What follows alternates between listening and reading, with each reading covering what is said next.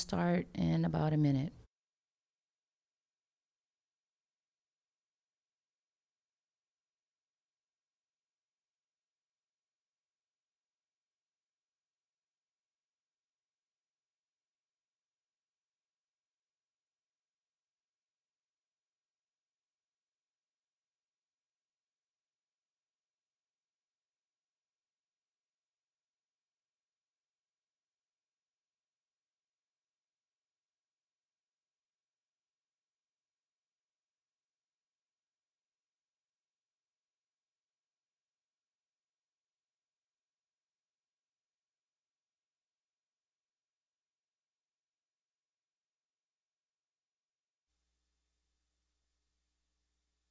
Okay.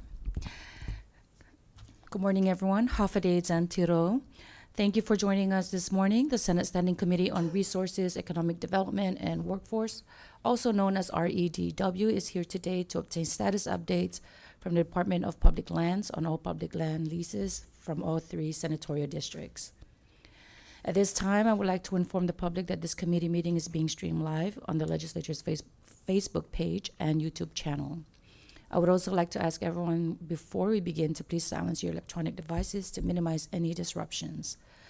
I am Senator Karina L. Magofnia from the 3rd Senatorial District, chairperson of the Senate Standing Committee on Resources, Economic Development, and Workforce. Before we begin our order of business, I would like to recognize our Legislative Bureau support staff who are assisting us today. We have our legal counsel, Antoinette Villa-Gomez, our LA Jolene Duenas-Tagobuel, our IT, Mr. Jonathan Diaz, and our Sergeant at Arms, Benjamin Terlahi. I now call this meeting to order. Today is October 14, 2025, Tuesday. It is approximately 9:17 a.m. here at the Commonwealth Legislature, Capitol Hill, Saipan. LA, please call the roll. Senator Ronnie M. Cowell, Senator Manny Gregory T. Costro, Stick it. Senator Francisco Q. Cruz, Senator Karina L. Magofnia, Present. Senator Donald M. Maglonia, Senator Paul A. Maglonia. Yep. Madam Chair, 3 members are present, 3 members are absent. Thank you, LA.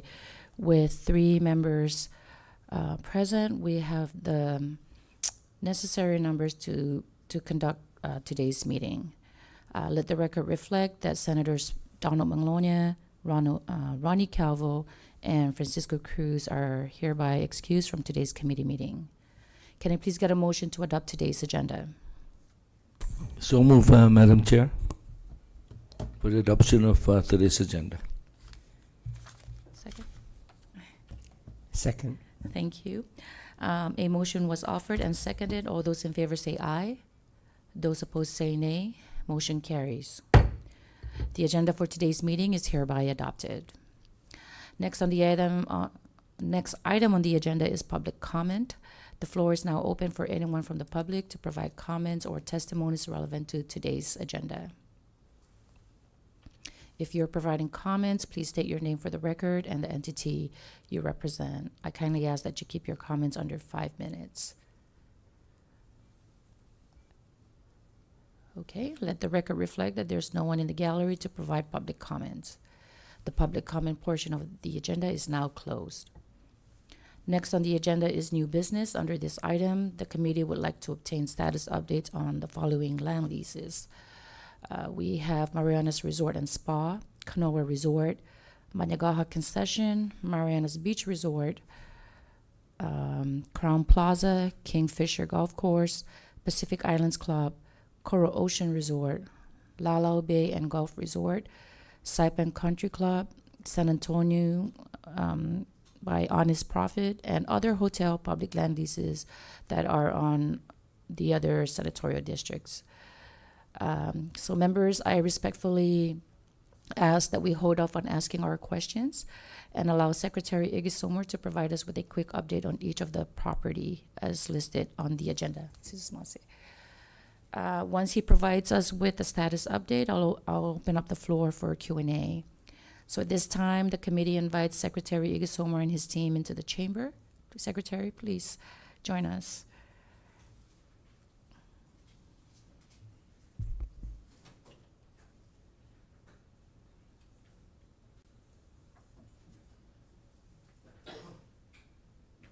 Mr. Secretary, thank you again for making time to appear before the committee this morning to provide us with status updates on the properties aforementioned. Please introduce yourself and your team. Thank you. Havari Metiro, Chairwoman, Senator McGovern, and honorable senators of this August body, your committee. Wahu si Hang Sisto, Kaiparik Somar, aka 62, Kaiparik Somar. With me today is James. He is one of the compliance officers for the compliance division out of TPL.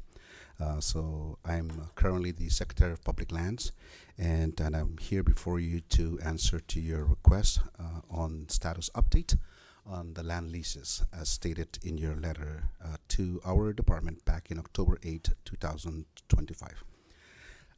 So if I may briefly, Honorable Senator, since I was confirmed or appointed to the department by our Honorable Governor, Lieutenant Governor, and confirmed by this body, the Senate, I initiated internal auditing on all activities of public lands, simultaneously while doing all those things at the same time since April.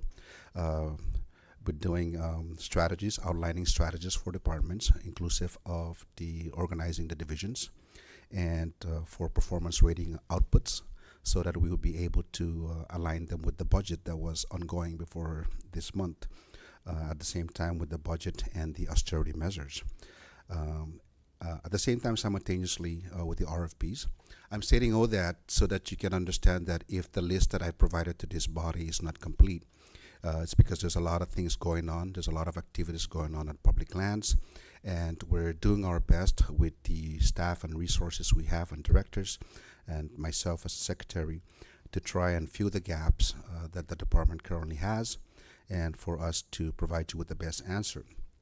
And as per your list, we had hoped, of course, I personally had hoped that I would have a very good, solid data for you before today's meeting.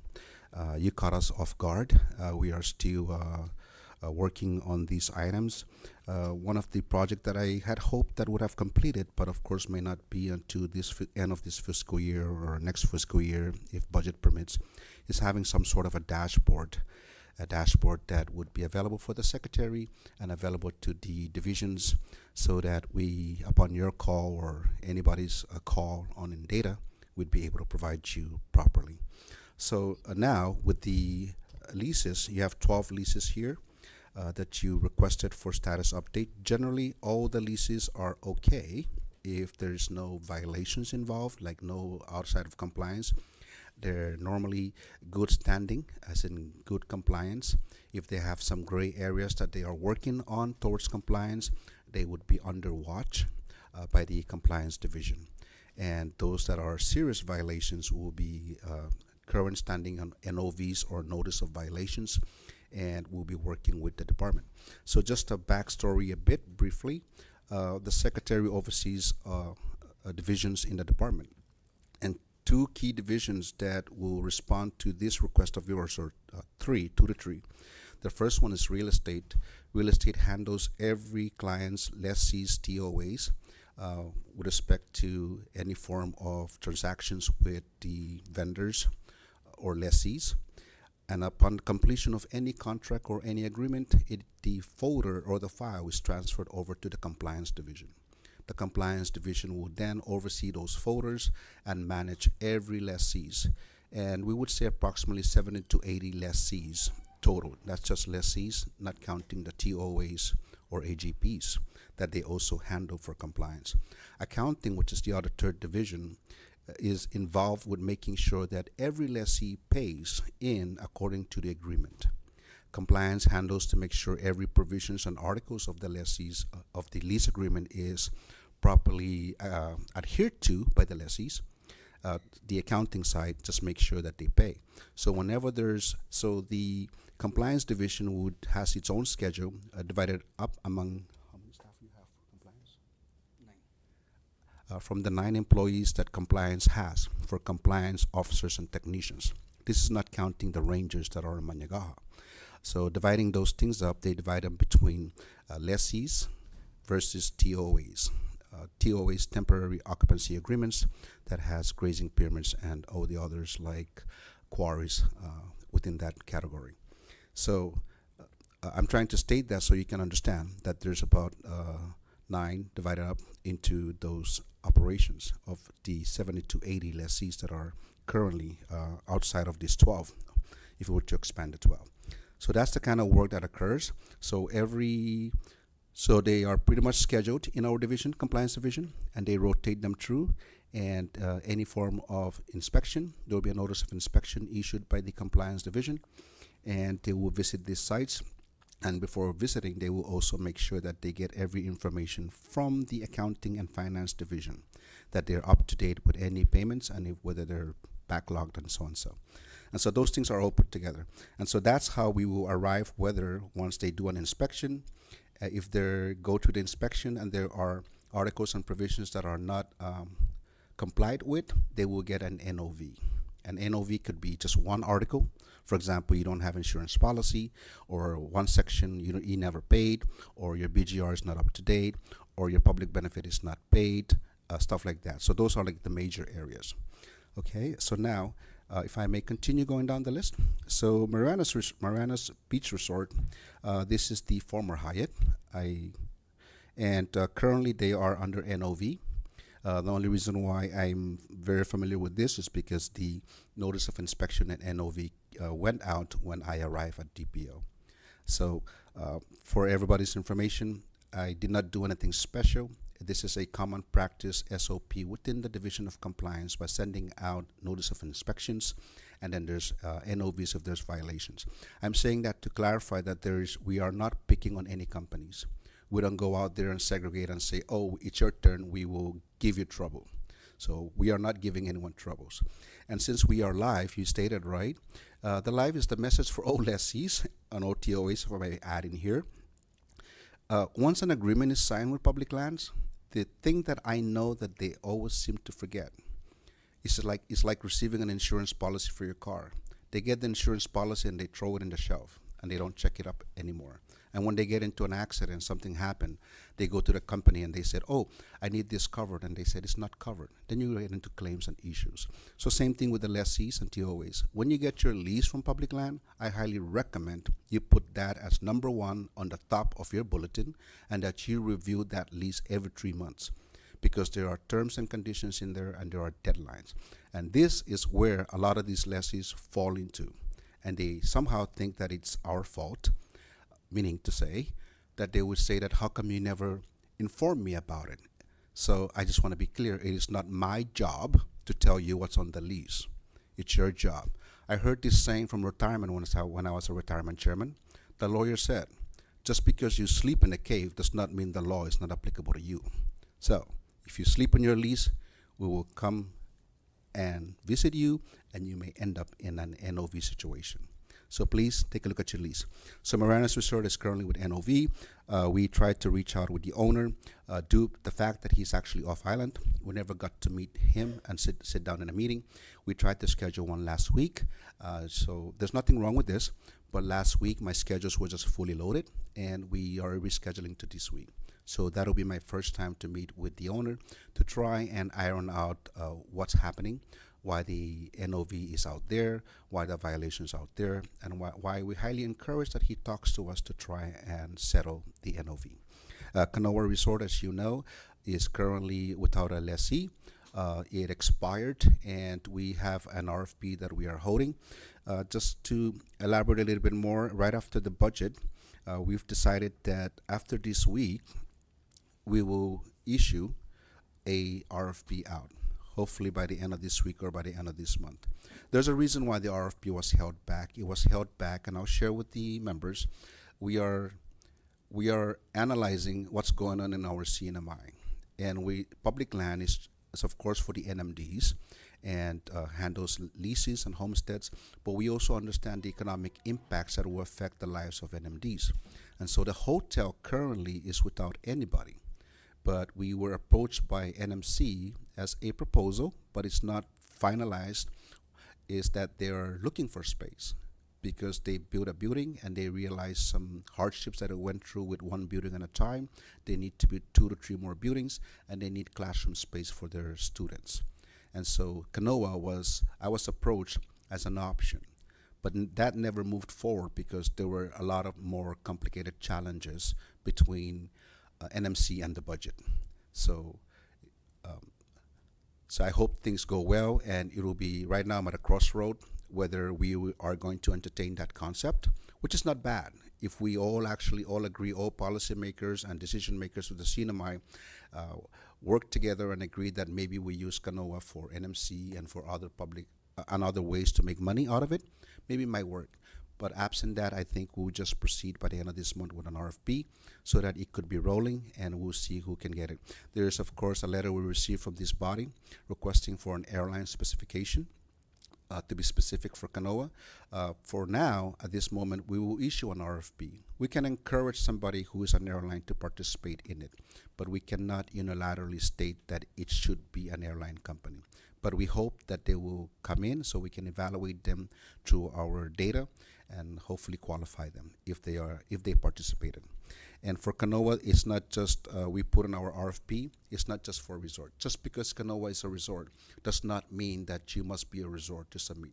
If you are an educational institution that does foreign students, foreign exchange, or a college or something, and you think you can make money, you can use that facility, make it work for the people, and that we can gain, the rents and stuff, then it will work. So it's not just anybody. Assembly lines, anything. All right. So anyhow, moving on to Mariana's Resort and Spa. This is Can Pacific, I presume, right? So this, as we know, back then, just a backstory. Quickly, this was RFP'd out before I entered public land for the first time about 2.5 to 3 years ago. Then the RFP was recalled. Then it went into a lawsuit. Then former Secretary Teresita went in and did her best to creatively work on the RFP, and then negotiated with ELAN and transmitted that to this body.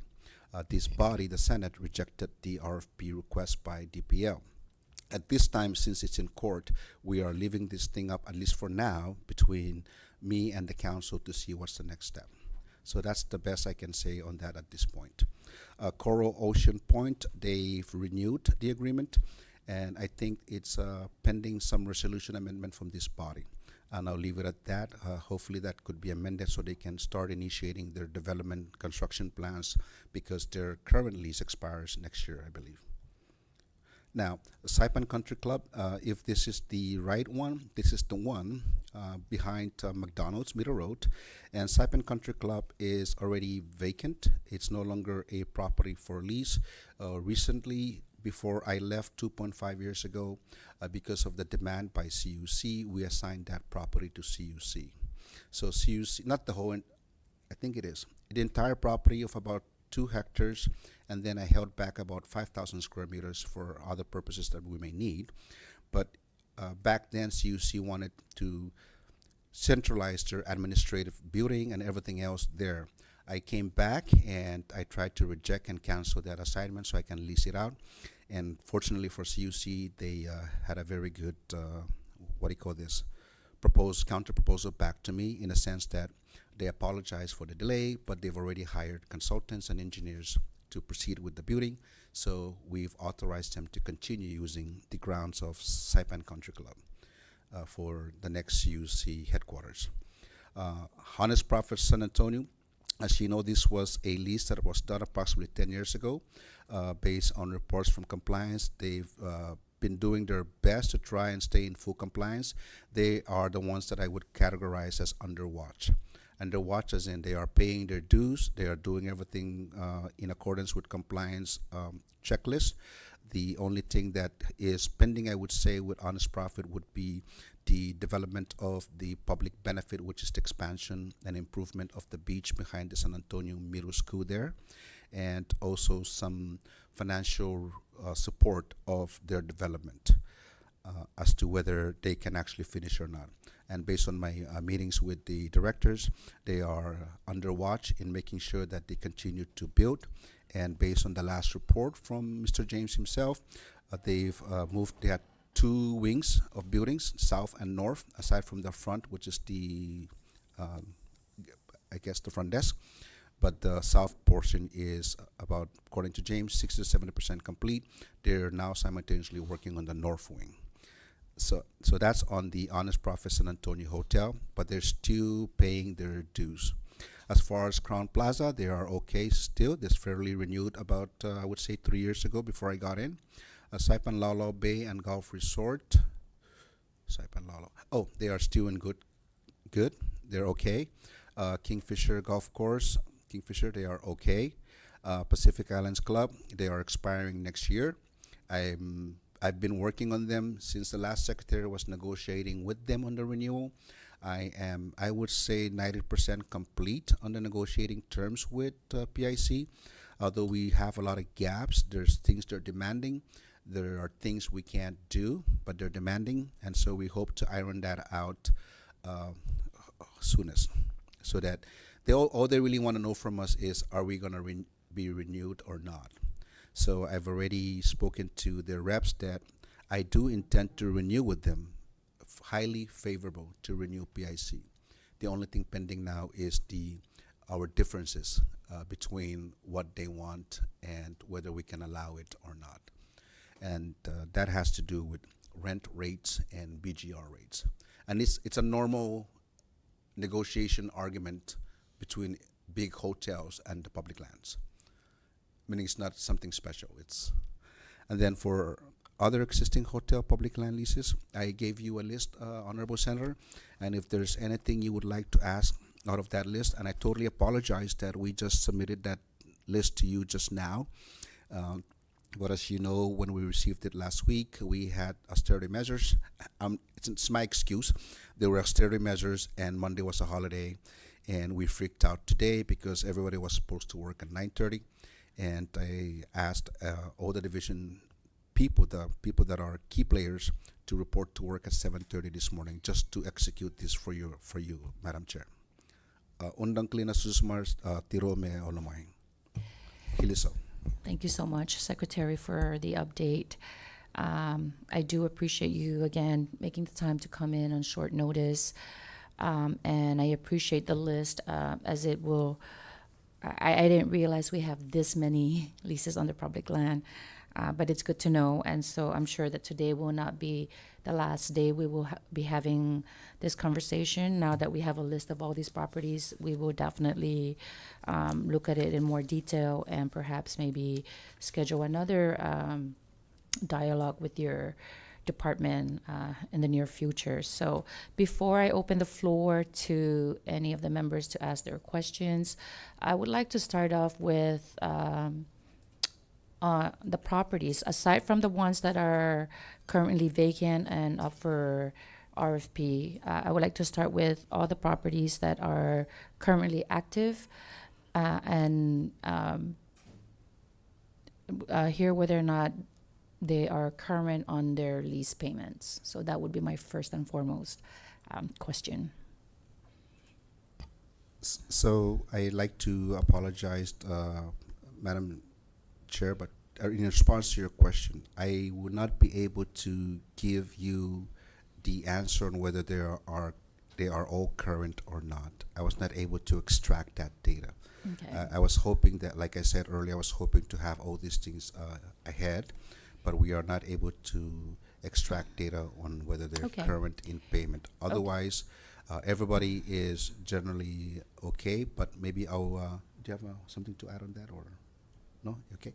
So we are not able to say, aside from that they are active, they are payment, there's no red flag at this time. Okay. And so may I please request that you provide the committee with an updated report on at least the leases, the properties that I have on the list as to whether or not they are current on their payments.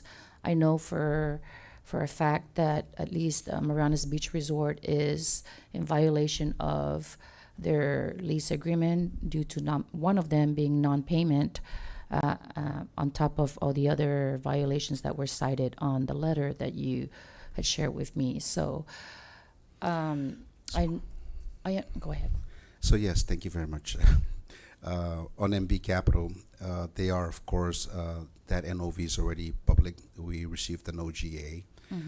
I was personally hoping to hold it back until I meet the owner, but I received an OGA and that's not protected, so Sure. I had to release it. But they are not current under payment. They paid some funds, but not all. And then we have another lessees. There's a lot of lessees that are not necessarily current. They're under watch, and we're working with them. So that's why I'm hoping that if we're able to make the list, we can at least give you the true picture of Sure. what the not current means. Because although they're not paying, some of them are currently under negotiation for payment plans. We've received about, I think about seven to 10 lessees that have sent in letters requesting for help to try and shelter them through this economic hardship, whether they can like not pay or, but we can't. I've already reviewed with our legal counsels. We had a lot of letters that are being drafted that I can't unilaterally excuse somebody from not paying, but there's basically only two options, which is a payment schedule and then come up to par by starting to pay the monthly requirement or quarterly or annual requirements Okay. on their payments. So we do have companies that have abandoned. We have down in the warehouse, lower base areas that have abandoned their areas, and we're working with them.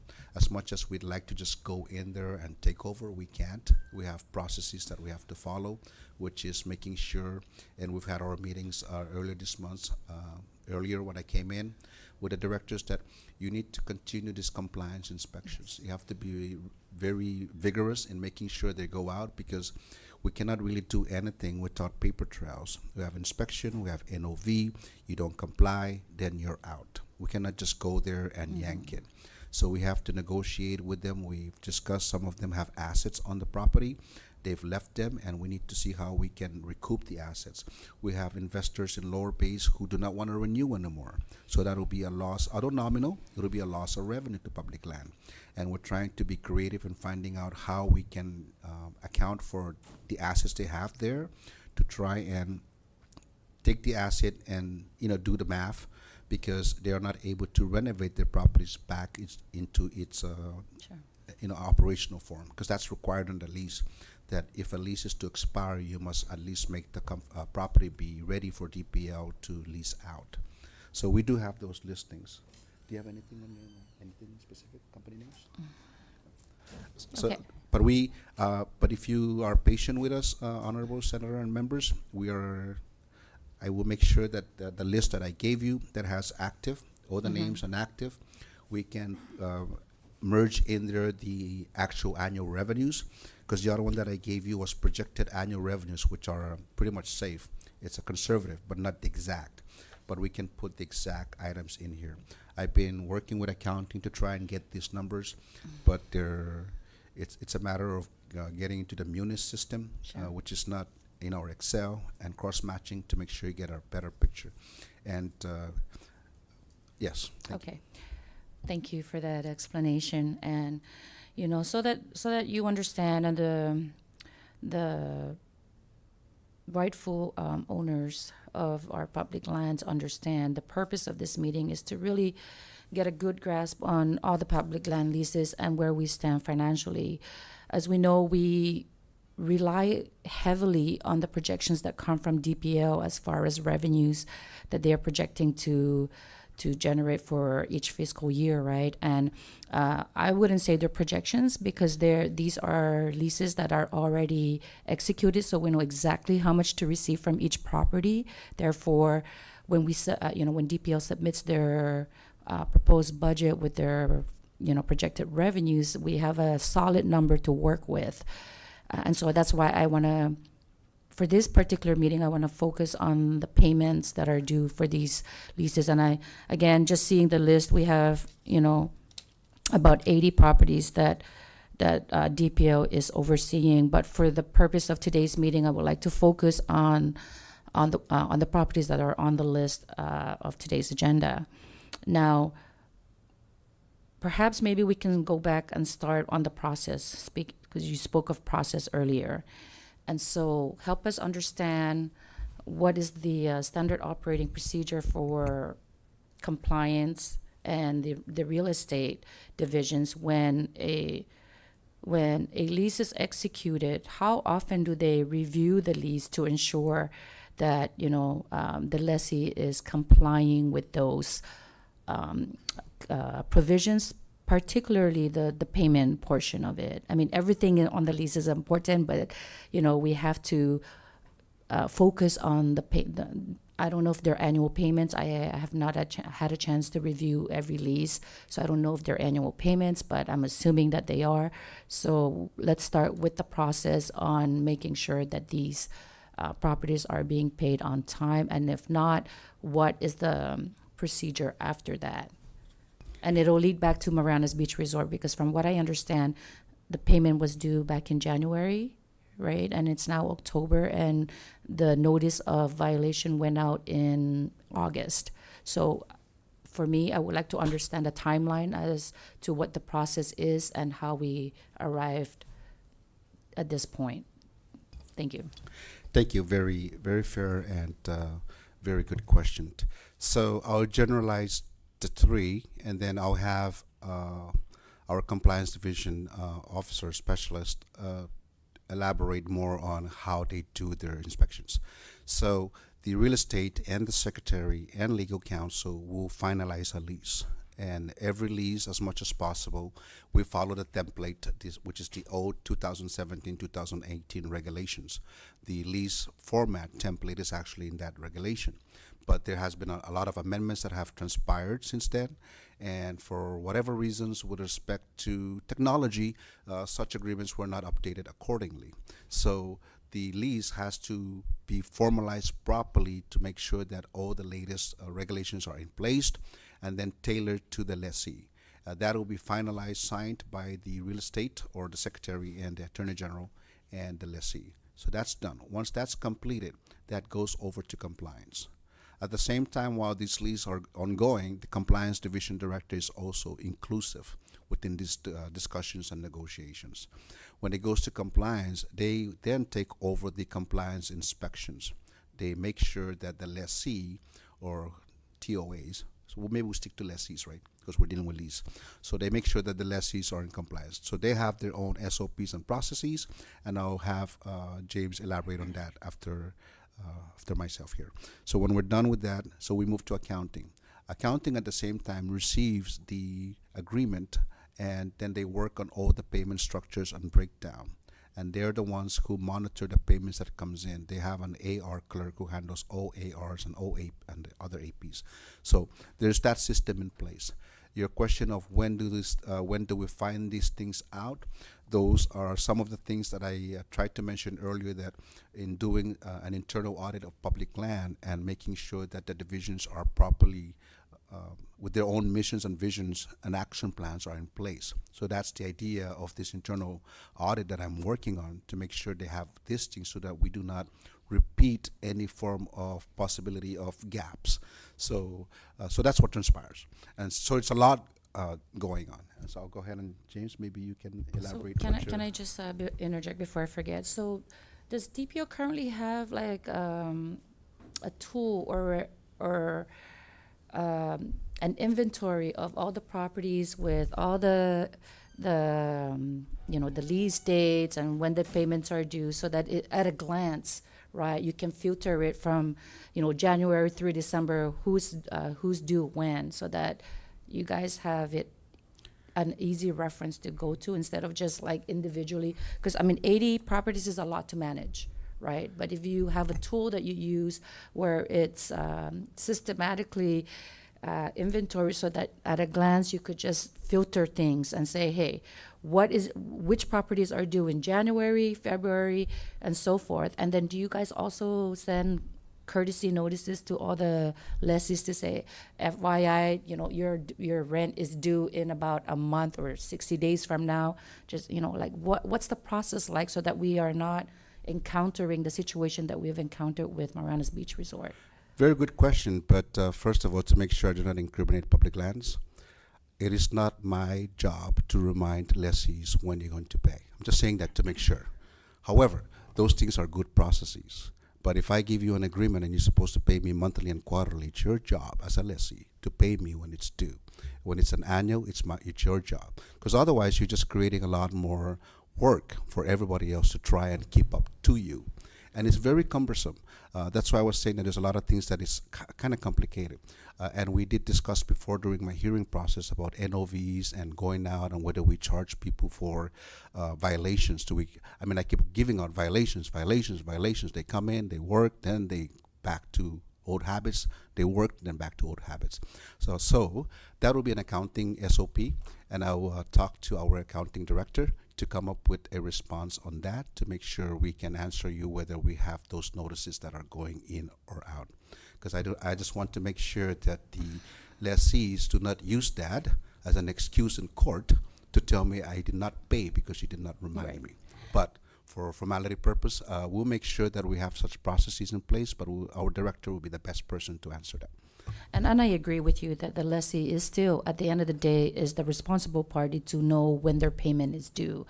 I'm just simply suggesting that to be proactive and ensure, because these are revenues that we rely on, right? So it is also in our best interest to send them a courtesy. It doesn't have to be in letter. I'm sure we have their email address in every application that they have submitted, so we have some form of contact information where it doesn't require a phone call or an actual letter going out, right? It's just a simple email. And again, it should be a template where you just change the name of the company and the dates and stuff like that. It's just a courtesy notice that your rent is due in 30 to 60 days from now, and then, but you're right, the responsibility is 100% on their end. But again, just trying to be proactive and making sure that we work together, because especially in these times where we are challenged financially, and like I said, we rely heavily on the projected revenues that come from DPL to know what we're expecting to receive, to appropriate. And so it's a recommendation, but I totally But we agree. do it, Senator. We do it. I do meet with the director, and she would give me the AR reports, and I would tell her to make sure she reminds them. So that's why I was just not sure. But I definitely tell her to make sure she send emails out or send out those payment notices to them. So we do have it, whether it's an actual process or SOP. I'll have her make sure we provide a report to this body. Okay, great. And I know that you're again ready to explain the process. I just would like to ask this before I forget. So let's say, for example, the payment for Marana's Beach Resort is due every 1st of January every year. So what is the grace period that they have to pay the rent? And then what happens from there when they don't remit the payment? That's an accounting question. She was not able to make it today. She was at work this morning. Oh, she's back there? Okay. Oh, thank you. She was, I told her, just do your best you can, Evelyn. Just try to make it up there whether you're late or not. But she's Thank here. you. I Thank appreciate Evelyn. I appreciate you making the time to come up. I'm sure you have a lot of the important information that we are seeking in today's meeting. So let me just again reiterate the question. So the payment, for instance, the payment is due every January 1st of the year. January 1st comes, you don't receive the payment. What happens from there? My name is Evelyn Sablan. I'm the in charge of accounting division. Good morning, everyone. With regards to the billing system, mostly of our leases, they have the schedule of payments, whether it's annual, quarterly, or monthly. So every quarter, we input the billing into the system.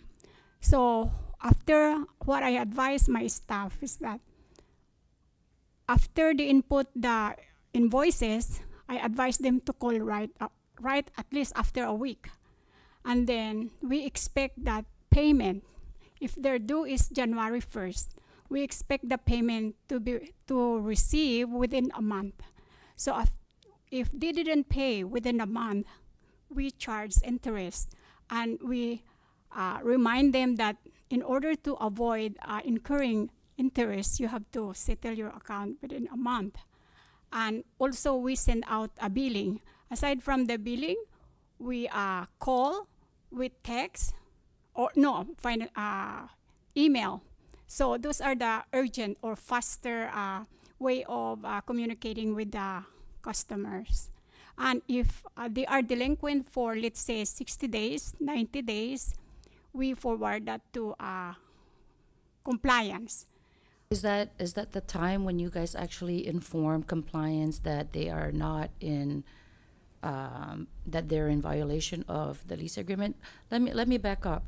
So the payment is due on the 1st. You give them up to 30 to 60 days to remit. What is that? Just discretional? Or is that policy and regulation? It's a discretional.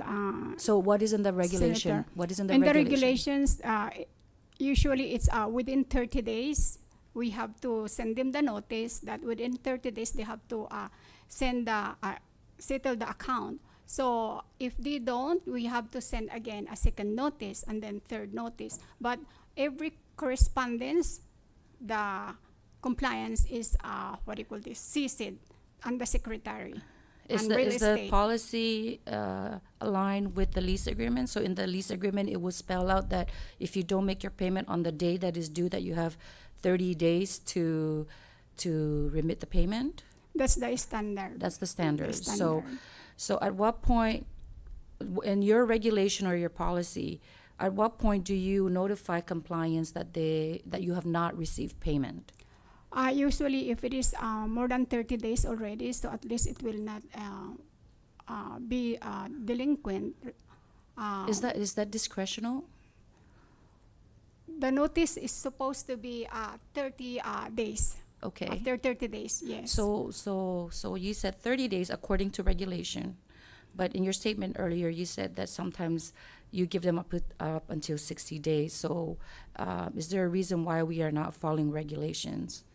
The sending out, notifying compliance for 60 days, that is,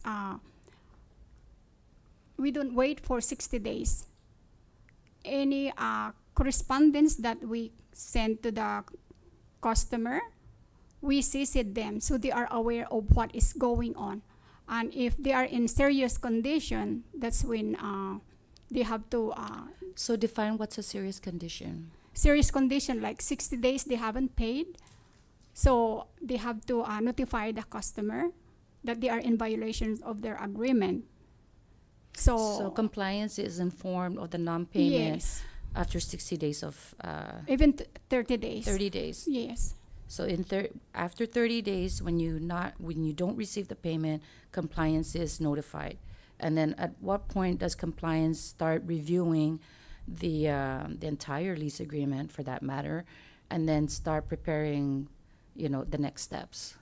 as soon as they receive, they usually send out the notice too that they are in violations. So let's go back then to Mariana's Beach Resort, because I believe the payment was due back in January, right? Yes. But the notice of violation didn't go out until August.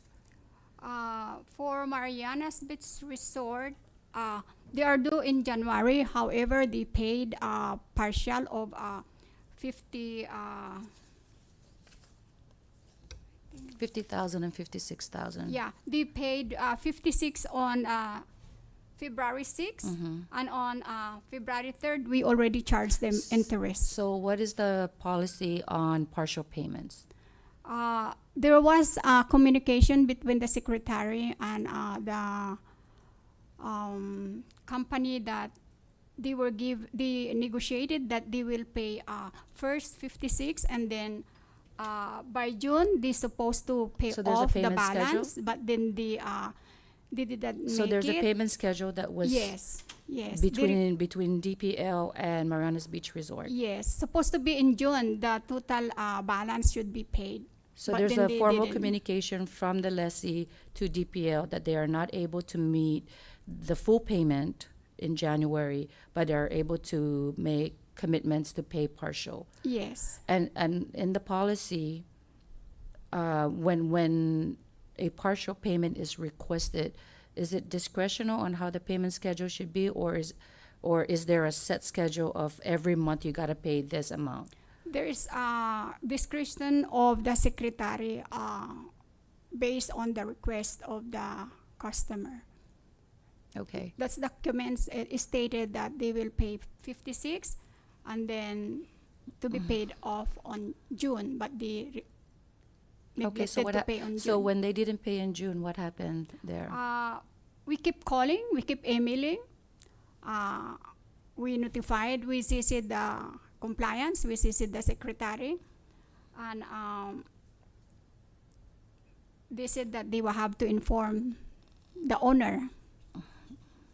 I mean, but who's enforcing who here? Who has the responsibility to go after these lessees to ensure that the payments are being received? Mind you, these properties are owned by our NMDs, right? So we have to make sure that we are, conducting your fiduciary duties and collecting on these payments. If the payment wasn't received back in June and you continuously try to communicate, with the lessee to get a response, and no, very, from what I hear, the lessee was non-responsive. How does DPO handle that? So So, Honorable Chairwoman, that's why, based on the facts she's presenting, those transpires in those days, January, February, June, then an inspection was set up, and then August was the violation. So those were, to me, in a fair amount of time that they were discovered and compliance acted on by sending out the inspection before the NOV. So the payment was received, the first payment was received in February, and then the second payment was received when?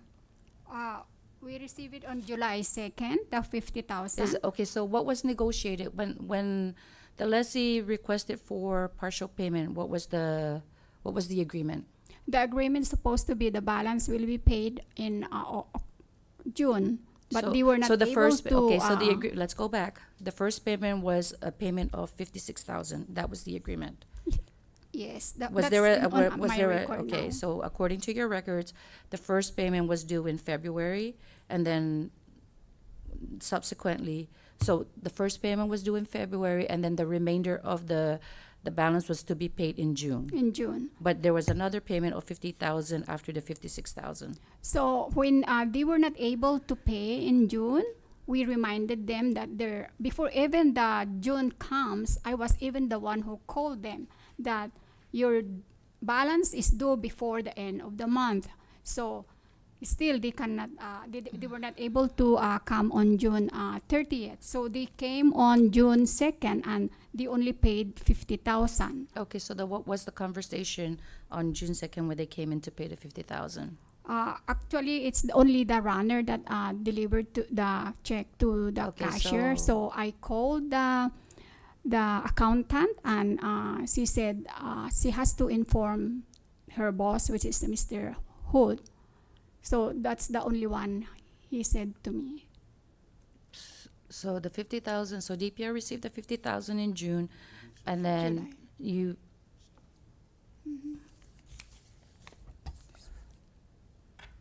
So, Madam Chair, okay. if I may, we are doing our best to answer the question, but I'm not a lawyer, but I'm just wondering whether these things I may end up having an issue with this client that we're talking about and her testimonies before you. Okay. If We just want to understand If because, we may generalize them, Madam Chair. sure, okay. We need to understand, right? Because it seems like a pretty simple and logical step. A payment is due every whatever the set time is in the lease agreement. And if that payment was not received, then there's certain things that happens, right? Especially when it comes to payments. And so I'm trying to understand that from January until October, we've only received a little bit over $106,000. Yes, because fortunately for MB Capital, former secretary was able to find a way to assist them by giving them a deadline. So there Okay. was a deadline which was outside of my authority Sure. to have made a decision. So within that deadline was for that summer of this year. And they did not meet it.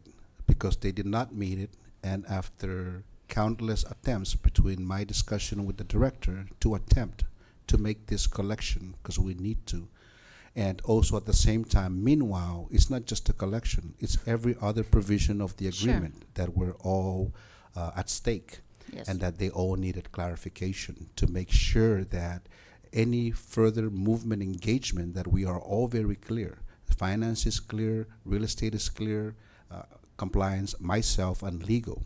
We went through all these things in discussions before, because this is a sensitive issue. It's a big investment, it's a hotel, and we need to make sure we follow the processes. So those things took place, and I was engaged with her in MB Capital to make sure she constantly reminds them.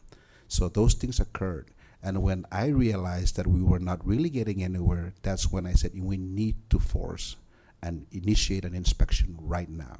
So that's why that inspection kicked in. And then as far as the processes, so inspection kicked in, everything else followed. As far as the processes, that's what I'm saying, that we're hoping that through me joining public land again with prior experience with public land in trying to make things work a lot better, more transparent, to be able to have these things to be accountable so that we can be more efficient and more accountable. Because at this time, DPO is doing its best. Everybody's doing their best to try and manage all these things. I'm trying to organize them so that they are efficient. And again, I know I'm saying this redundantly, but this dashboard that I keep talking about, which I don't have the money to pay for, but somehow to imprint into every director that having such a dashboard will force you to start making sure that you have all these SOPs in order. Your questions are very valid. Will force accounting to make sure that if you don't have this dashboard which give you on how many lessees you have and when the due dates are and when are the agings are, when our accounts receivables are, payables are, if they're not on your dashboard and you're not seeing that thing moving, then somebody is not doing their job, right? I'm not there at public land to fire people, but I'm there to hopefully give them a chance to kind of like make them be automated in a sense, because there's a lot of other things that can be not forgotten intentionally, but falls through the gap. Sure. And Honorable Chair, your questions are very valid, and we're making sure that we have all these processes in order. So for accounting part, I think going back could be a matter of making sure SOPs are clear and that all these things are sent out, and so that the clients are informed properly and that everybody's doing their job in accounting. And that'll be the same process with compliance. Okay, so talking about SOP, then when was the last time the SOP for accounting was reviewed and evaluated? The last SOP that we submitted to the former secretary was 2018. 2018? Yes. Okay. And so can you explain to us what are some of the procedures in accounting that would help, right? Help you guys flag important dates, most importantly, payment dates of every lease that we have under DPL. So what is the system in place right now that would flag accounting to ensure that these payments are being, Every month, or not even, every day we monitor our collections. We have a monthly collection forecast. So I put that in the bulletin board, and every day I receive the collection report. So I know how much they are collecting every day. So when it's already like this month, it's already almost half month, and our collection is only 100 some. So I informed them. I said, this is the only collection we have. We have to collect more. We have to be aggressive on the collection. You have to follow up, and you have to email. If there is a problem, let me know, and we have to write a letter. If they are not responding with the calls, email, then we will write a letter. First, second, third.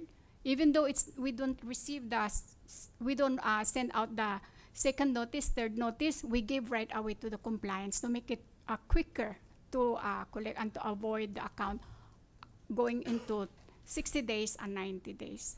so how often do you provide a report to the secretary as to what's in your accounts receivable? Weekly, monthly, quarterly, I prepare my report every month. every month? Every month.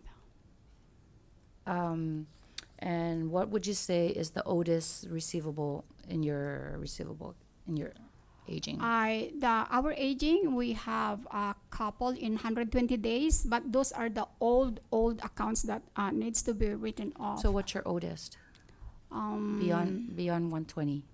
One is the Rotary Resort Club. Okay. So what? We have around I think 200 some thousand in there. Okay. So after 120 days, you only have Rotary Resort that's sitting in your aging right now? We have a small amounts like those AGPs, TOAs, especially those right of ways. Mm-hmm. Usually, we are responsible in collecting those, and then suddenly the law changes, and then those right of ways, they are still in that aging report. What are some of the efforts and attempts that DPL as a whole has made to collect on those outstanding receivables, especially the really old ones? We send the billing, we call if they are still existing, we notify the compliance. It's always notify the compliance to issue the non-compliant of the agreement. Okay, so we move from accounting because it sounds like you do your part, and let's move to compliance now and understand what happens after you receive those notices from accounting. Good morning. So once finance and accounting gives us a notice, what we do is we even verify our leases too as well, and we include the amount that they owe and whatever pending documents is included. So we can do it one time and issue it instead of two separate NOVs. How long does the process take for you guys to review a lease? Once you receive a notification from accounting, how long does the process take for you guys to review the lease agreement and then take action? Once that one is done, we have our director review it, and then once it's reviewed and approved, we issue the notice. Okay, how long does that take? How long does that process take? Within that month. Within a month. No, within that month, 2 weeks. Oh, so about a couple of weeks to review the. No, we will do it that same week, and then once we have it approved from our director, we issue it out. How long does it stay with the director for approval? Pretty much a week or two. About a week. So in total, the process takes about, in your division, it takes about a week, and then by the time it gets to the supervisor, then it takes another week. So a total of 2 weeks to review and approve. Or less than. Or less than. Yes. Okay. And then what happens from there? Once the issue is delivered, then we because each lease has its own. So when the 30 days, then that's when we do another follow up. So in this instance, with Marana's Beach Resort, the letter was dated August 18, if I'm not mistaken, and was given 30 days to cure the violations. So it's been past 30 days. What's the next step? Once the next step will be a default. And from what the secretary said, we're waiting on the owner to come back so that you can have a sit down and meet with him to try and. So the 30 days from the August was in mid-September. It's now October, and we're still waiting on the owner to come back. I mean, what's the latest from the owner? When is he planning to come back? And do we just wait for him until he decides to come in December and then we entertain him, or what's the process? Very good question and very fair, Honorable Chairwoman. I totally understand the frustration and the questioning. Totally understand. So, like I stated before during the budget hearing and now again, there was a deadline for this NOV, which is 30 days after that. And I personally stated that I am not releasing any NOVs to anybody until we finish the number of days. And then the number of days finished, and we receive a message from them that they're requesting to please if we may extend it, because the owner is not on island and he's arriving soon. So those things played into the time lag of 1 week to 2 weeks, and so finally scheduled, like I said earlier, for last week. And I'm saying I'd like to have a sit down for next week. So we'll see what happens next week Okay. not next week, this week. So by this week, we'll see what happens when I sit down But with at them. some point, no, Secretary, there has to be boundaries. We cannot allow these lessees to continue to string us along. There has to be a set time. What would be the point of having regulations and laws in place if we're not going to comply with them and continue to?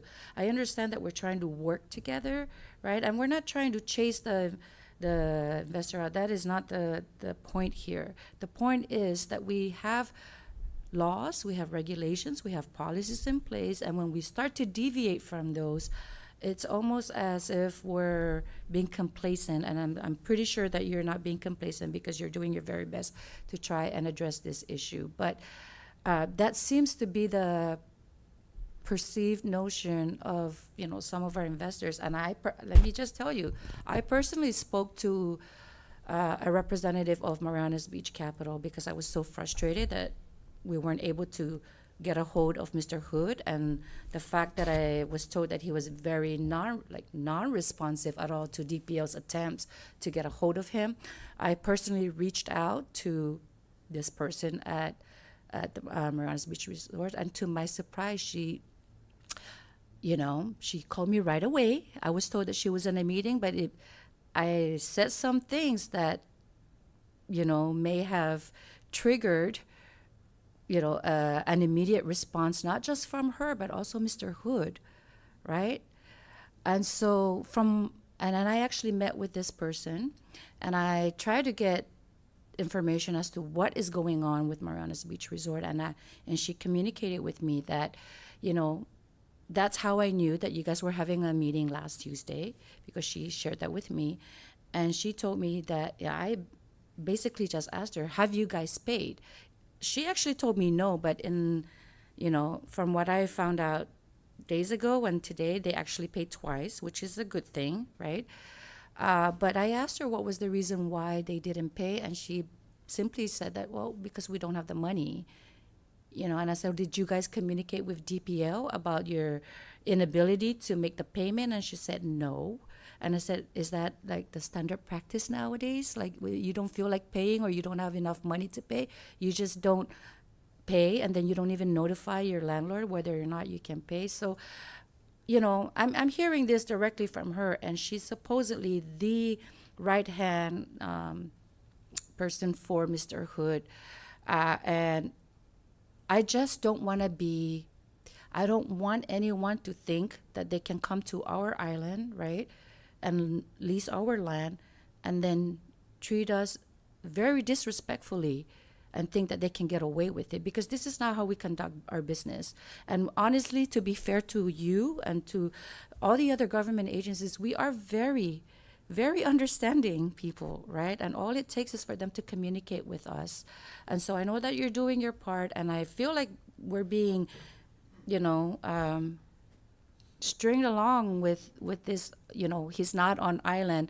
He'll be here next week. I mean, she told me that he was coming in that weekend because he had a scheduled meeting with you on Tuesday, and then only to find out again that he's still off island. So at some point, we have to draw the line, okay? We cannot simply just wait for him when it's convenient for him to come back home. If this property and this investment is very important to him, then he will make the time to come in and meet with DPL and address this issue. Otherwise, you guys would have to proceed with the default and perhaps maybe revoking, the license or the lease agreement back from them. I don't know what the process is, but it's, we have a duty and responsibility to report to our constituents. And so this is why we are here in this committee meeting to discuss that. And I don't want to try, I understand the severity and the sensitivity of this circumstance, because like you said, you don't want it to raise any potential legal issues in the future. So I will try to refrain from asking additional questions with regards to Marianas Beach Resort. I kind of have an idea of what's going on, and I will allow you to to expand further if you want, but go ahead. So yes, for me with MB, you're very correct. The leverage is on my side. I totally understand what's going on, like I said, but I do not want to spew any beans anywhere, left or right. But I will get into a meeting with the owner, Okay, and a decision will be made after that. okay, I can't disclose anything, Sure. but it's always right now as the trustee for DPL. I am doing my best to protect the NMDs, and this asset is on the line, and we'll leave it at that until my meeting with him. okay. There was no special accommodation for the person, none of that sort. Okay, we just want to make sure that we got that on the record because Yes. there's been a lot of speculations out there, that we're giving special treatment to certain investors, and I know that that's not the case. So I'm glad that you said that, and I know that you and your team are doing your absolute best to try to enforce the lease agreement. But I truly feel that at some point we're gonna have to start hammering down on those enforcement. And so with that, I'll open the floor to the members to ask questions on any of the properties. So recognize Senator Paul. Well, thank you, Chair, for having this hearing, and thank you, Secretary. Welcome back to your former home, and DPL for joining us this morning. I guess on this issue, first on the Marianas Beach Resort, I think for the benefit of our listening public and for the members who are not aware of Marianas Beach Resort, I think we have to look at it in historical context. The chairwoman was asking a lot of questions about deadlines and payment and all that, and compliance issue, and that's because this project actually, or this development project was actually initiated last year, because it came as a result of the amendment to the Portopia lease agreement.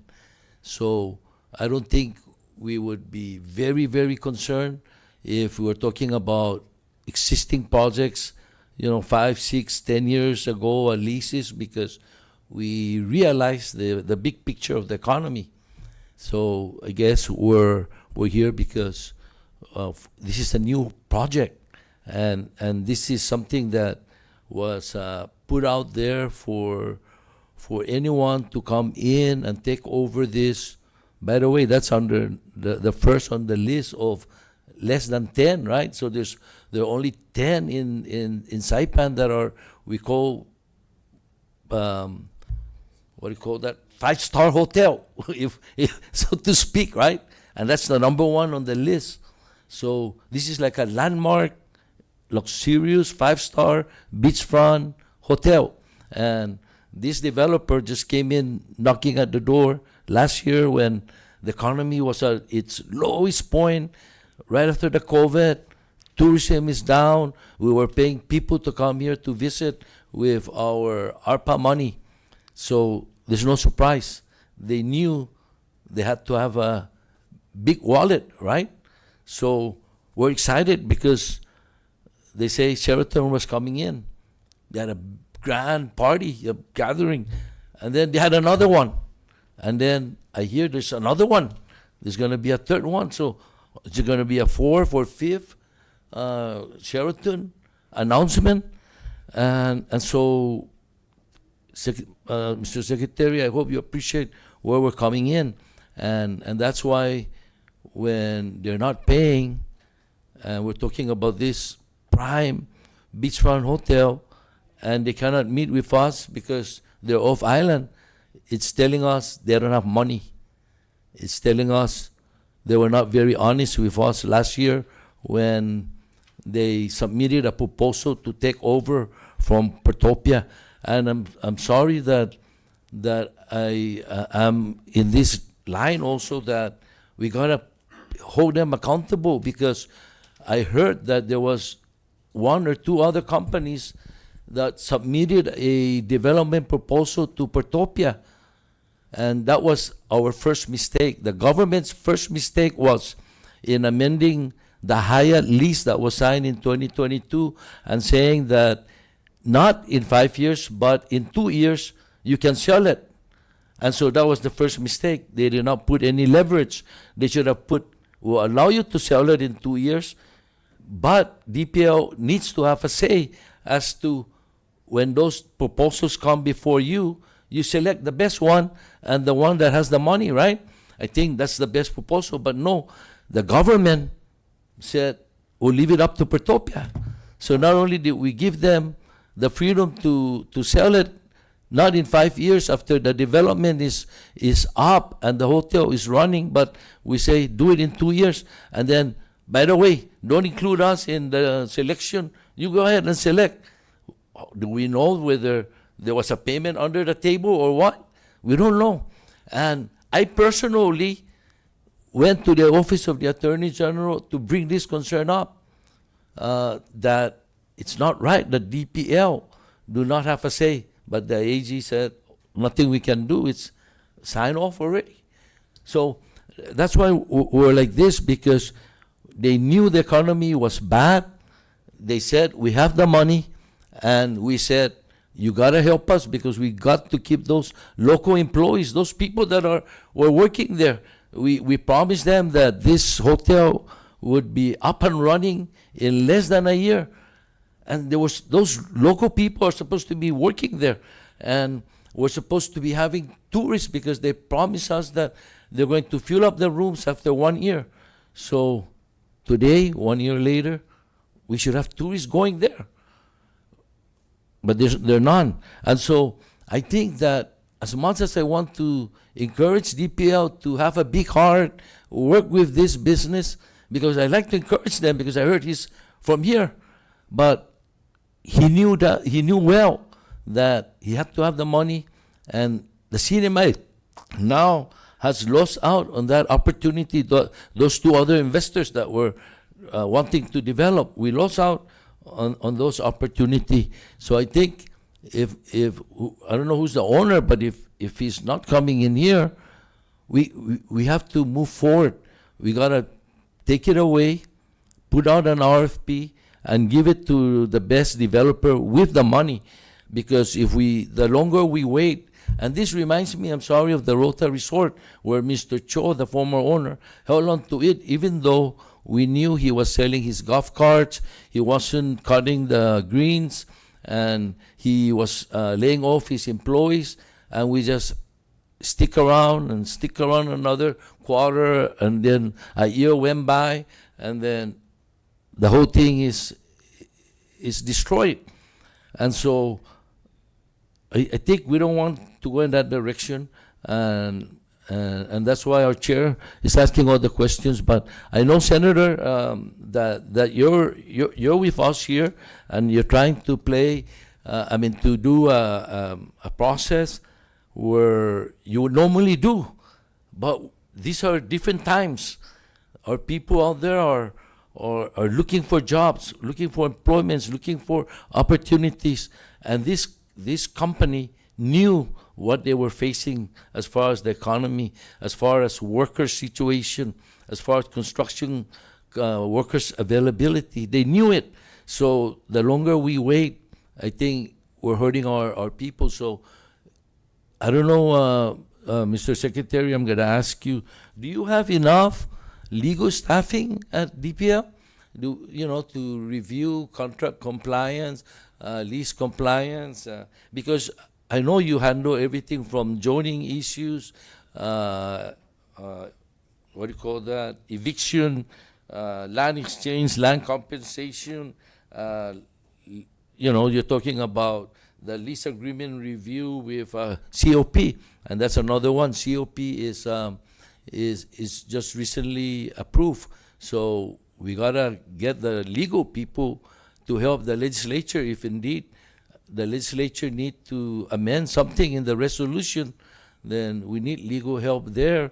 We need legal help with Camp Pacific, and I'm not aware that there are still legal issues, because the last I understand was the agreement was before us. So if the agreement before us and the Senate had rejected that, that means there's no more lease agreement.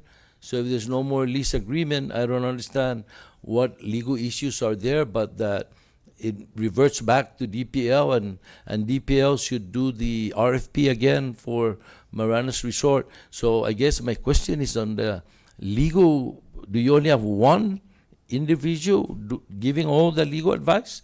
May I answer, Madam Chair? Thank you, Secretary. Sorry, this is how I feel. I'm sure most of the people out there are feeling the same, because I'm hearing this from people out there, and so that's why I very much appreciate the chair calling for this hearing. And thank you, Mr. Secretary. So yes, thank you very much, Senator Paul. So yes, I've been doing everything I can within parameters, within what I'm authorized to do. There's a lot of regulatory restrictions, suppressions, legal suppressions. I can't do what I want to do, because I have to make sure all the regulations are followed, all the processes are followed, legals are followed.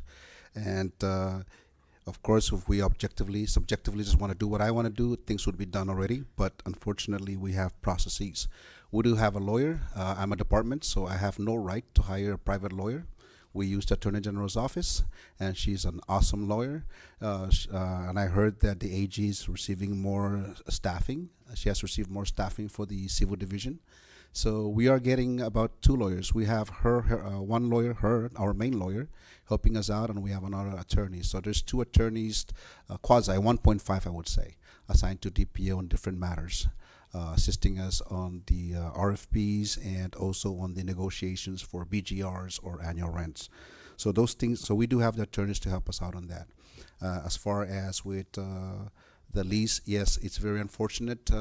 I totally understand where you're coming from, Senator Paul, because I reviewed the lease in its entirety for the client you were bringing up. I reviewed the regulations in its entirety and the amendment that occurred, how that amendment occurred and everything, and there's nothing I can do because those things were set in stone. If there's anything we can do right now, I just made a note to make sure I head back to office and see how. Of course, I lack staff, so a lot of this stuff was just done by me and some special force directors that if they have room to spare. DPO has really bad in budget. We don't have enough money. There's not enough budget to have the right operation staff, fully professional, highly skilled staff. We don't have that budget. So we are working with what we can based on what we have. And so one of the items I just added here is, and I've had this discussion with the council before, is to take a look, because it's, Senator Paul, what you mentioned is a really good lesson to learn. What transpired with Protopia is a good lesson for us.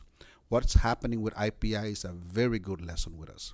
The bankruptcy with IPI, what is transpiring in that particular scenario and the scenario of Hyatt, 2 different animals, but we need to somehow merge the 2. Because if I am to review assignment, as you stated, and I have no right to anything whatsoever except what the agreement states as the assignment is, then it's farce. It's farce because anybody can take that assignment with no input feedback from DPL. Almost, right? And so I think a proper regulatory amendment to address your concern and concerns that I have is that there's got to be a way where DPL must be involved in the selection of the assignee to make sure that every agreement and or anything in the prior proposal before the agreement signing is actually placed inside of that assignment. Because right now, any assignment is I'm assigning you a lease. And if I forgot to put something in here like you're supposed to give me a Rolls Royce, you will never give me a Rolls Royce. So that's why that is a very dangerous area when we do assignments. So it's a lesson learned, and it's something that I know that we need to work on to make sure the next lease that encounters an assignment does not go through that same process that MB went through, because that was a very lenient assignment. Thank you.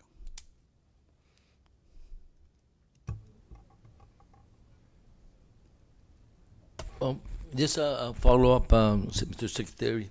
So other than the non-payment, I think another very key provision is the submission of their development plan and the evidence that they have a percentage of the amount of the development plan ready for expenditure. So even if they've been paying, but I guess who's to follow up with their compliance? Because, by the way, even before last year when they took over, the development plans should have been submitted to DPL.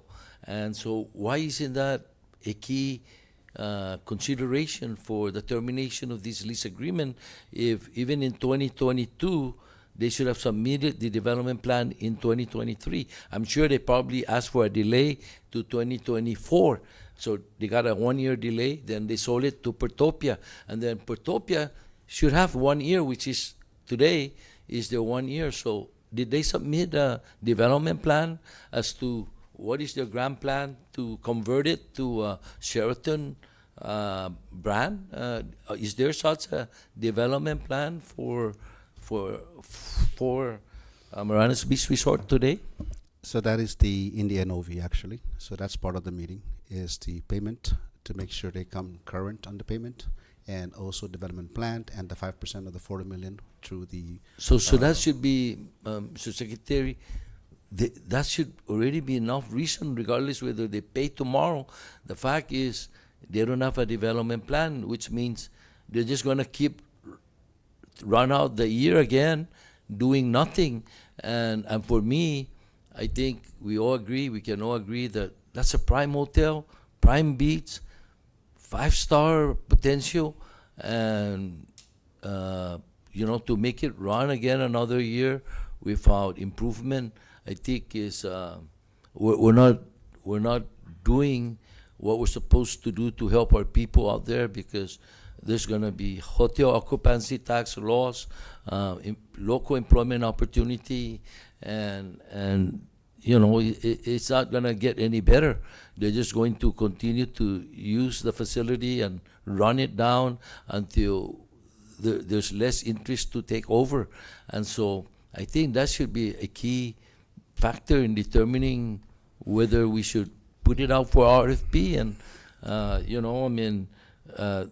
it's not like tourism, again, I repeat myself, flourishing last year, and then now they're faced with this bleak economic picture, and now they're coming to us. No, I think we should not put them in that same category as the other business owners. They knew what they were facing, and they knew that we expected them to renovate that. And so I guess I don't know how to overemphasize that we need to move on and get somebody with the money to do that. I don't know how I can overemphasize that. Thank you. Thank you, Senator. We are, again, there's a lot of things I can't say yet. I'm holding it back for leverage reasoning. And thank you for your patience. Thank you, Senator and Secretary. I now recognize Senator Manny.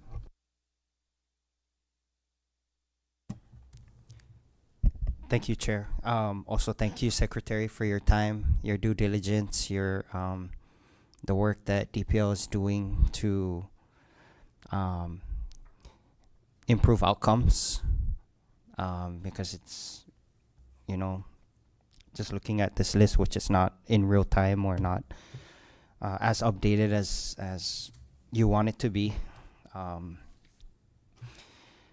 I think that I share the sentiment with the chair, which again you mentioned that you're going to be working on.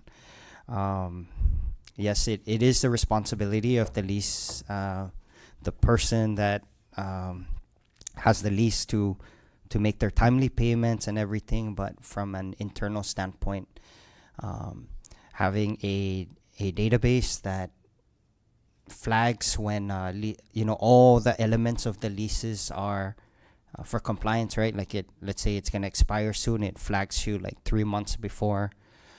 If you need to say all those conditions, it's kind of hard if everything's in paper in a file cabinet and we don't have that system in place.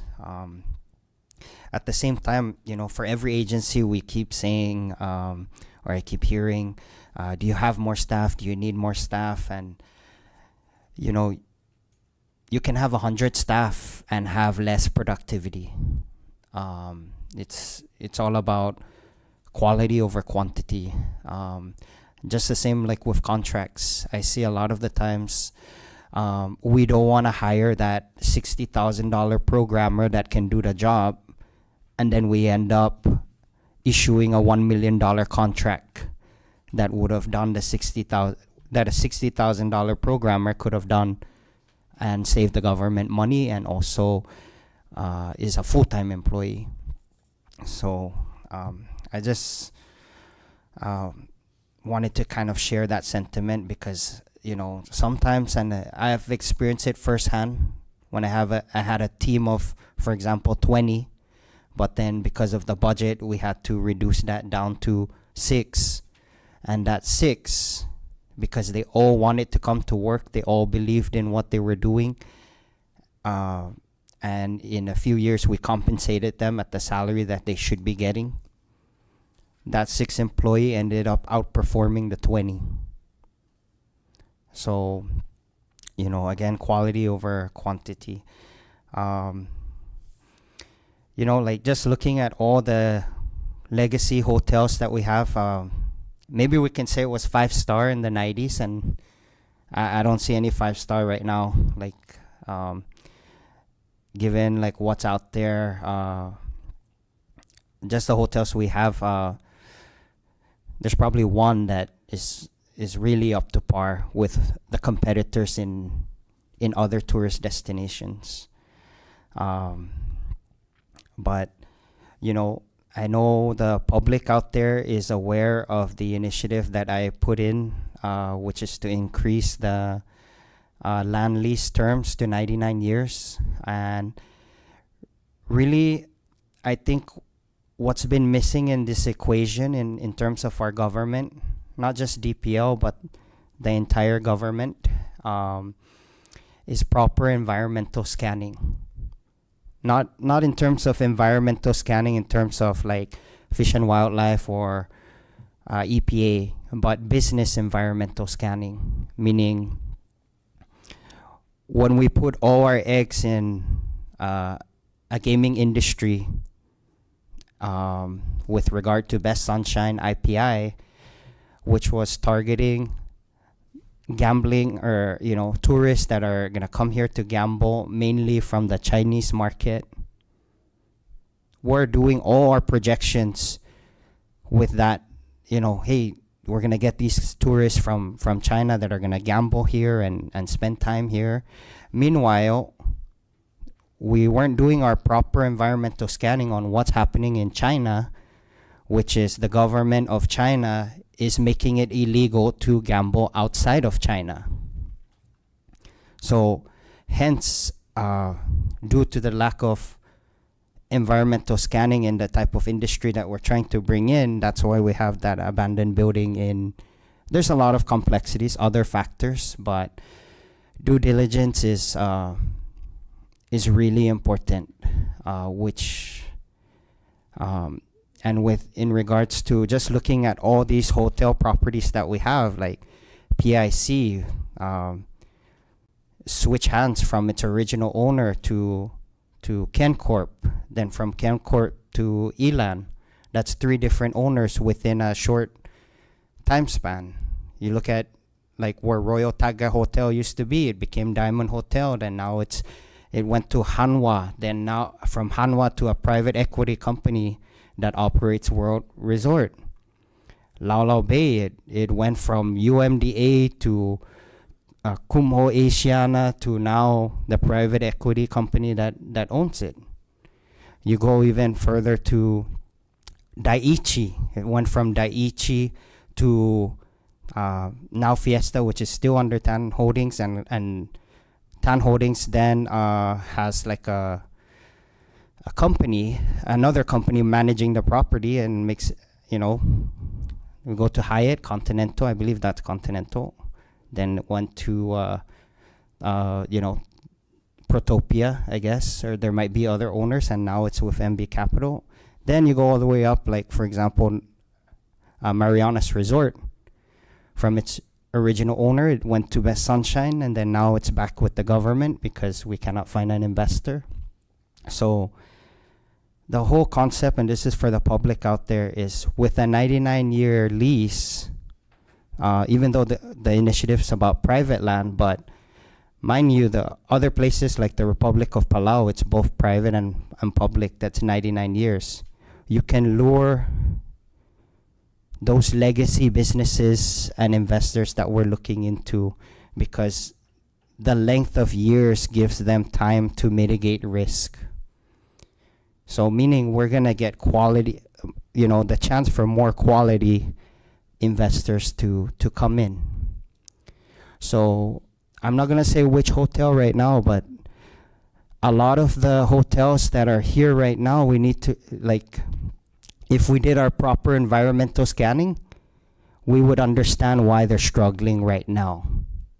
If we looked at their portfolio base in their parent company, we would understand why they're struggling right now to make the payments that is necessary. And that's why it's really important that we diversify our economy because tourism everywhere is struggling. It used to be that a lot of airlines also had a hotel, but they stopped that because managing a hotel is very costly. Very little profit margins. So, I just want to thank you, Secretary. I know you're coming in new, but I just want to thank you for your understanding of these types of business complexities.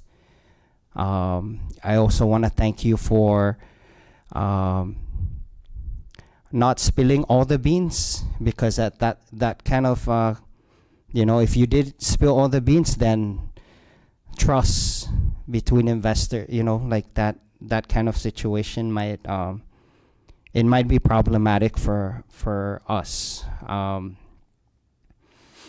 So again, I just wanted to thank you for your time, but I really do share our vice's sentiment in regards to the process, because it's really all our processes are the ones that's killing us. And I know you know this firsthand because several investors wanting to walk away because of process, not just now, but before.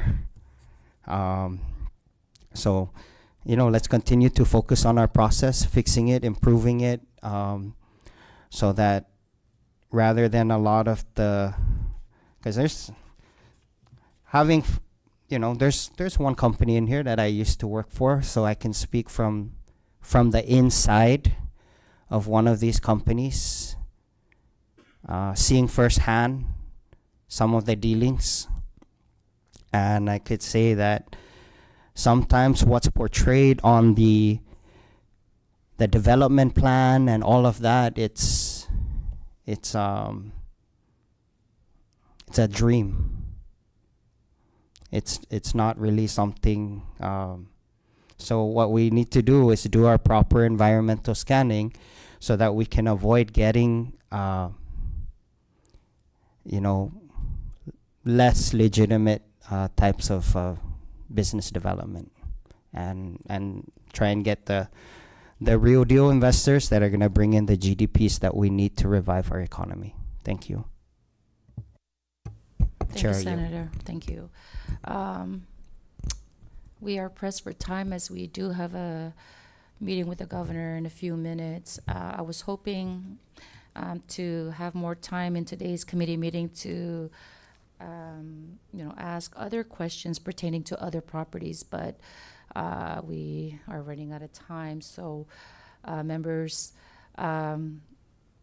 perhaps maybe we can schedule for another meeting in the near future to continue the dialogue with the department to provide status updates to the community and just understand where things are.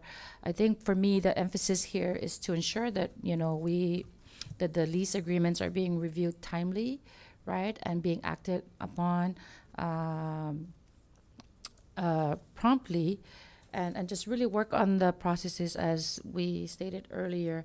But before I close the meeting, I just wanted to ask Secretary, because a lot of these your annual budget is dependent on the projections that you get from these lease agreements, right? And so when you have a projection of some amount based on active lease agreements, and then we don't collect, or you don't collect on those projected payments, what impact does that have on your operations and your ability to ensure that the department is doing everything that it can to manage? We are tracking the collections, like she mentioned, our director of finance and accounting, on a daily basis. Okay. So we do track it. We basically take the $4.6 million divided by 12, divided by the days, and so we just do that. Okay. And so that's our gauge. Our target every month is that budget divided by 12, so Okay. 400,000. I'm trying to keep up. But if I may just answer, because you all brought up a very good point, and on behalf of Public Land, what I want to state is, what I'm trying to do is, there's this saying that no matter how good the seasoning is, if the ingredients are bad, it's not going to taste good. And you can apply that in anything, to the secretary, to the director, to the workers. It's not going to taste good, and that's what's happening, I think. We're doing a lot of seasonings, but things are not working properly anywhere. And so, and to the statement by our senator, it brought me back to, I just read it again, because I reread this book. I always read it. I really love this book, The Common Sense by Thomas Paine. Just read the introduction. I think the entire CNMI community and the people must read Thomas Paine's Common Sense, and we will all understand everything. And you brought up a very nice modernized version of Common Sense and Thomas Paine's version. And we will start identifying the biggest problems. And Senator, we need to overhaul the entire government service. We have issues and gaps, and so we're trying. The seasonings we're trying to do it's not working because things are not overhauled. And then to understand the sources of funds. Yes, what programs, what is DPL going to do? I can't possibly be the one to answer the economic crisis of the CNMI by identifying which industry is proper. So all those other agencies must come together, and let's identify what agency is proper. It's thankfully, because of Trump's policies, we have investors that are here for manufacturing, assembly, pharmaceuticals. Man, can you imagine if we thought about those things? Those things are not even listed in my regulations to issue for rates. They're not even rated. So now I'm working on a regulation to post for land lease regulation on how to answer to a manufacturing company or pharmaceuticals.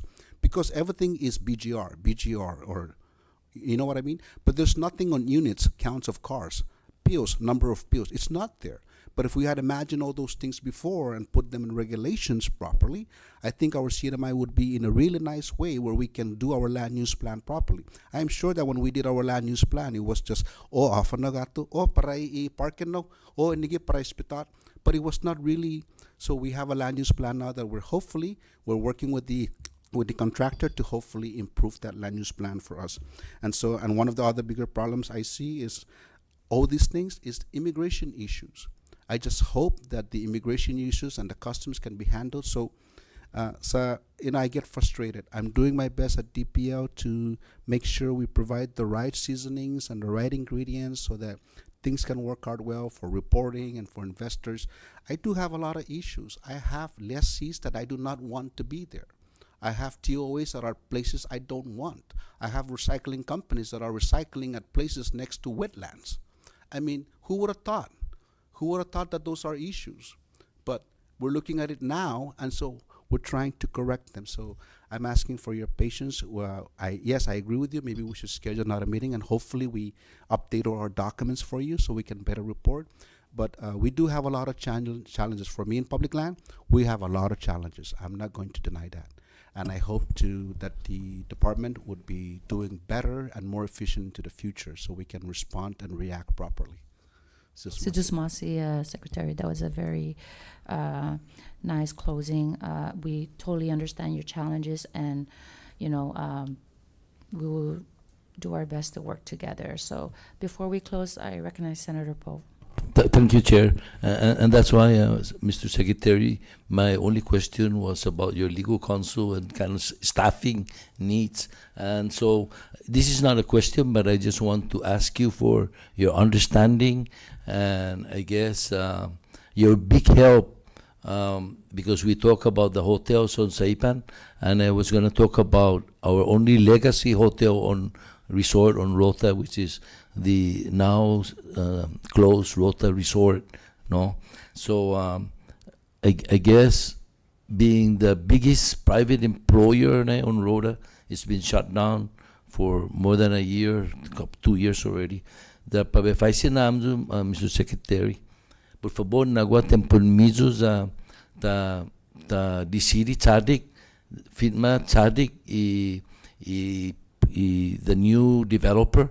I know I admitted that I am conflict because I helped another developer to try to make a proposal for Rota.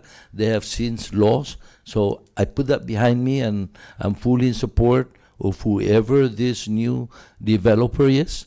But we do need to find out right away whether they have the money indeed and whether they have a good plan indeed. And let's sign an agreement so that it can come to the legislature and we can approve it right away.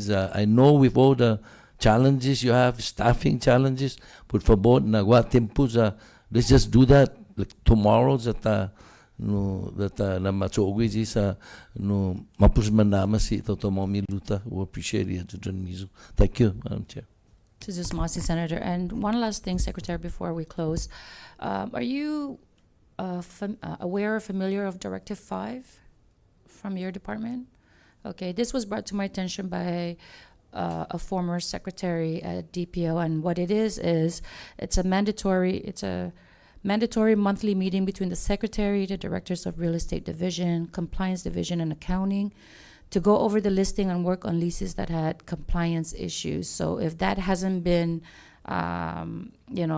if that's not happening, I highly, highly recommend that you familiarize yourself with that and possibly re-implement it back, no, just so that everyone's always on the same page and you're fully aware. I'm not trying to, tell you how to run your department because as you stated earlier, you have a plate full of issues that you need to deal with, but this was brought to my attention and I thought I'd share it with you in case you're not familiar with it.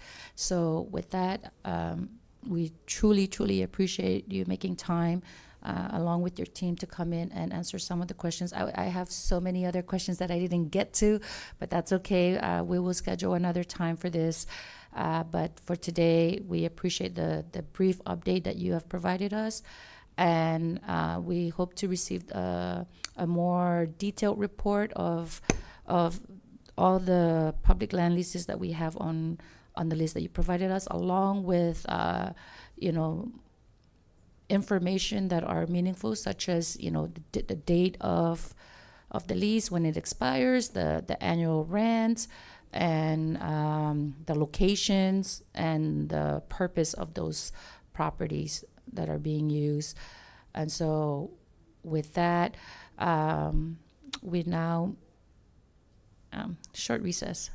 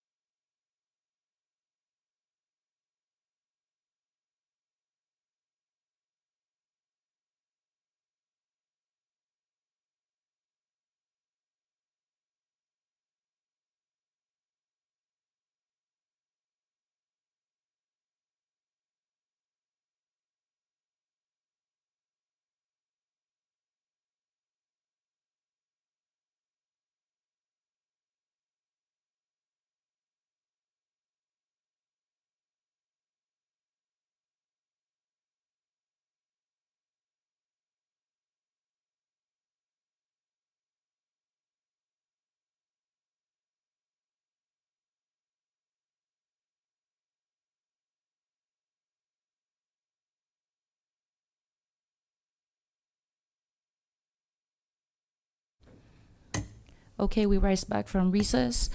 Thank you again, Mr. Secretary, and to your team for coming in, and to the committee members who are here today with us.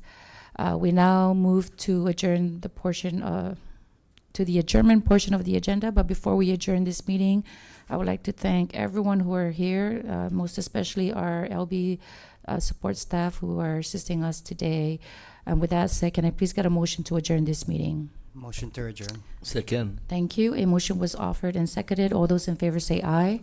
Those opposed say nay.